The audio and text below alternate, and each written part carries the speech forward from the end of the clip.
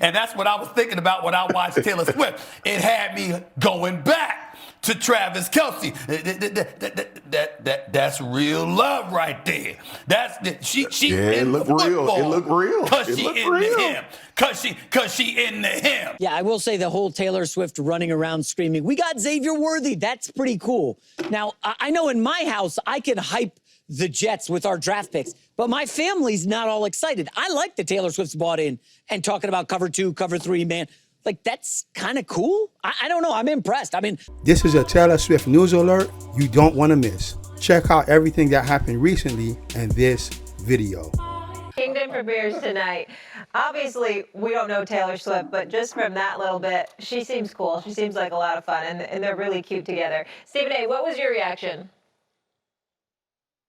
Well, first of all, you know what? I'm a fan of hers because I think that, I never really listened to her music before. And then I went on that Eras tour. I took my daughters there, and my God, she tore the house down. It was a spectacular concert. It really, really was. It was incredible.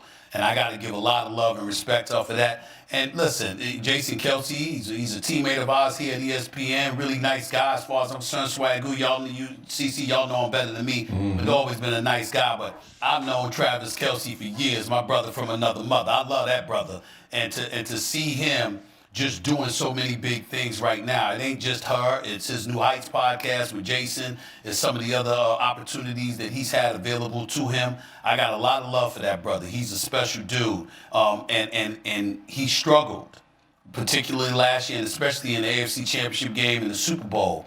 And that's not the Travis Kelce we know and love. At some point in time, sometimes those ancillary things can be distracting. And so as great as things have been, he understands what's at stake. He's got that smile on his face and all of that stuff, but he's on his grind. He knows what this season is supposed to be about. He can't go out the way that he went out last season. He knows that, and I expect big things from him this year.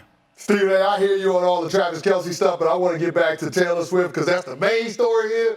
Let me tell you something. I don't know the catalog. I respect her as an entertainer, as a songwriter, as a businesswoman. But when she started talking about cover 2, cover 4, cover 0, let me tell you something. You start speaking my love language.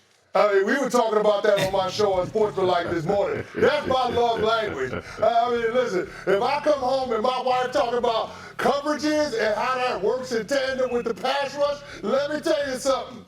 I'm putting on the satin robe, I'm popping a bottle of champagne, get the strawberries out the fridge, I'm ready to go, Stephen A.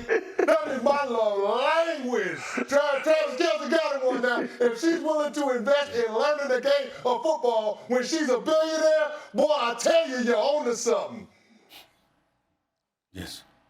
I ain't as excited about the love language as Chris is. It's awesome, man. I'm glad. I just love the way she's ingratiating herself with football, though.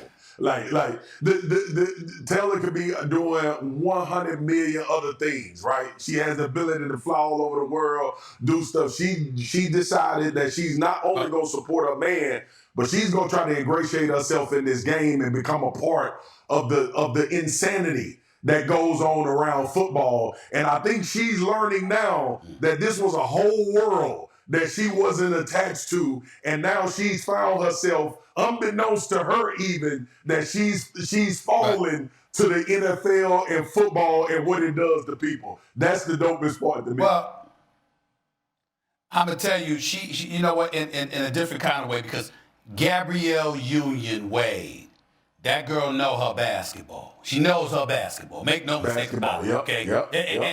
But I remember she rolled her eyes because she's a good friend of mine. I love her dearly. I remember she rolled her eyes at me years ago because I was like, well, you know that does speak to that dude, D Wade, because of your fixation on the sport now more so than ever. That's real love right there. And that's what I was thinking about when I watched Taylor Swift. It had me going back to Travis Kelce. That's real love right there. She it looked real. It looked real. Cause she into him. Cause she into him. Yep. So I'll let Molly have the last word, but it says a little something when your woman is into you and what you do like that. That man. Like I said, cute couple. I just felt like she was really cool. Like she's funny. She's a good time. Someone you'd want to kick it with, right? She was self-deprecating, and like you guys said, like investing in his sport. It was really fun to get that glimpse. So all the best. Taylor looked like she'll fight. She'll fight with her dude. If it came down to it, and Travis was getting crowded, she'll throw hands with it. That's what I got from her. For Travis. For Travis. That right now. For him. And she's got a whole lot of Swifties that would be fighting for her. We know that's for sure. So she just got some new fans as well. For sure. Okay, so Taylor Swift went on the Travis Kelce podcast. It's called New Heights. It's the Kelce brothers. It's very popular. And people got really worked up last year, and it was really ridiculous. So she would be on Chiefs game. She would be on TV. And whoever was airing the Chiefs game, which they were on every network, they played every day but Tuesday last year.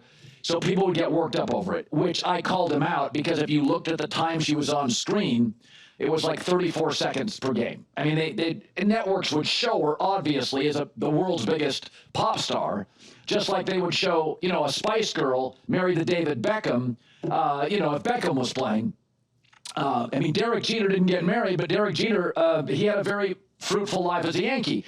We live in this world now. Celebrities get celebrities. But here was Taylor Swift. She is, it sounds real here. You got to give her credit. I know some of you guys aren't comfortable with this because she's on screen for 34 seconds. And I would argue celebrities get celebrities. They get the intensity. They get the nonsense. They get people taking pictures constantly. Like, I get it. They get each other. Here is her talking actually about football. I fell in love with it. I became obsessed with it. I became like a person who was running through the halls of my house screaming, "We drafted Xavier Worthy!" And my parents are like, who body snatched you?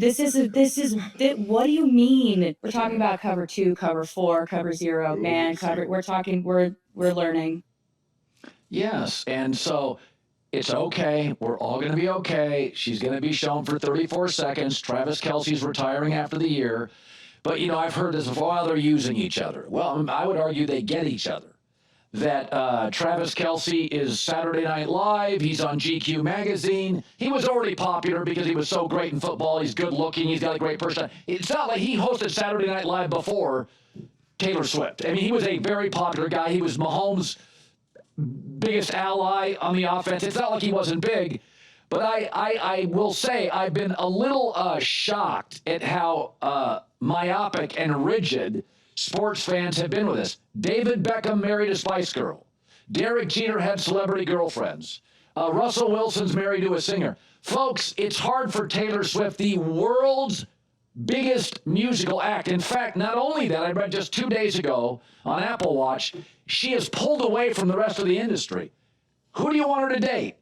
Guy at the True Value hardware store? I mean, let's be serious here. Celebrities get celebrities. I mean, Justin Verlander.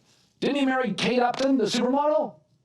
So just ask yourself, were you bothered by Derek Jeter or Russell Wilson or David Beckham? I think a lot of this is we as Americans are very tribal about our football, but this idea that networks can't show Taylor Swift for 34 seconds. Folks, do you realize there's 12 and a half minutes of football in a 4-hour broadcast?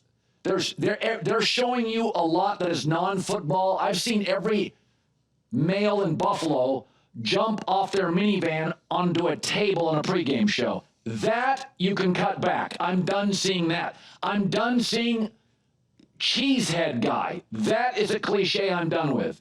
I can live with the 34 seconds. By the way, Aaron Rodgers, who has a mysterious wife, has twice dated celebrities. This is just like the way it's going to... There are... In America, athletes, there are royal family. In the UK, you have a royal family. You have princes in Monaco, right? In America, our royal family are superstar athletes and, movie stars. That's our royal family. Here was more Taylor on the new influx of female fans to football. A lot of the women and girls, maybe they like watched one game to see me cheer on my boyfriend or whatever. But if they stayed, which is what people are saying based on the numbers, that's because the game is so great and it's such an amazing, interesting thing to learn about. Yeah, it's great on television. I mean, it's the reason the Netflix, Amazon Primes, the Hulus, the Paramounts, the reason these companies do well, good content. It's not because we like paying our Netflix bill every month. They offer really good documentaries, and it's the best actors and the best writers and the best directors and producers. And that's what the NFL is. The NFL is great content. Baseball can be slow. There's not a lot of urgency with the NBA season. It's long. Soccer's over on Apple TV. I'm not paying for that. The NFL's great content. Sorry, J-Mac. Didn't mean to take a shot. Would you? I mean, let me ask you this. Nobody complained about the obligatory and relentless shots of Fireman Ed for 30 years. We can't be bothered by 34 seconds of Taylor Swift. Fireman Ed, I am over. That one I'm over. I kind of look forward to the Taylor Swift 6-second shot 4 times a game. Yeah, I will say the whole Taylor Swift running around screaming, "We got Xavier Worthy," that's pretty cool. Now, I know in my house, I can hype the Jets with our draft picks, but my family's not all excited. I like that Taylor Swift's bought in and talking about cover 2, cover 3, man. Like, that's kind of cool. I don't know. I'm impressed. I mean, I assume Ann runs circles around the family room. No. When you announce USC just signed a 5-star offensive lineman. No. I do think this is genuine and authentic. Is that I think when you're young, I mean, my daughter likes sports more than my son. She's willing to go. She goes to MLS games all the time in Nashville. So I think it's authentic. I don't buy they're using each other. They speak that celeb language. I think they get each other. I think it's hard to be a celebrity. Celebrities have never made more in America. I happen to, I mean, of the 12 homes I'm sure Taylor Swift owns, I know where one of them's at, and people sit on the beach and take pictures of her home. It's like it's a trend. It's what people do all summer long. Who are you going to date? Who are you going to be around? You know? Yeah. So since Taylor made her debut on the New Heights podcast with Travis and Jason, more sports commentators shared their reaction to the amazing moment. And I just had to gather those together in this one video, because it was definitely worth seeing what people like Stephen A. Smith had to say, especially knowing that he's a Swiftie like Pat McAfee. And speaking of Pat, if you missed his reaction to the initial announcement of Taylor being on New Heights, check out this next video.